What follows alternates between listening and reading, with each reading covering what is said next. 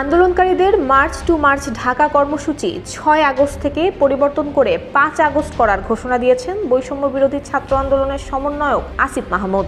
আজ গণমাধ্যমে পাঠানো এক বার্তায় এ তথ্য জানান তিনি। আগামীকাল ৫ই আগস্ট সারা দেশের মুক্তিকামী জনতাকে ঢাকার উদ্দেশ্যে রওনা হওয়ার জন্য আমরা আহ্বান জানাচ্ছি।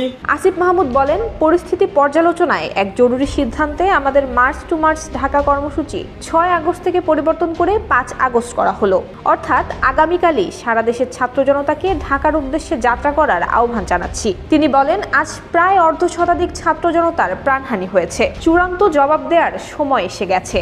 বিশেষ করে আশপাশের জেলাগুলো থেকে সবাই ঢাকায় আসবেন এবং যারা পারবেন আজই ঢাকার উদ্দেশ্যে রওনা হয়ে যান। ঢাকায় এসে মুক্তিগামী ছাত্র জনতা রাজপথগুলোতে অবস্থান নিন। আসিফ মাহমুদ আরো বলেন, চূড়ান্ত লড়াই এই ছাত্র নাগরিক অভ্যুত্থানের চূড়ান্ত স্বাক্ষর রাখার সময় এসে গেছে। ইতিহাসের অংশ হতে সকলেই ঢাকায় আসুন। যে যেভাবে পারেন কালকের মধ্যে ঢাকায় চলে আসুন। ছাত্র জনতা এক নতুন বাংলাদেশের অভ্যুদয় ঘটাবো।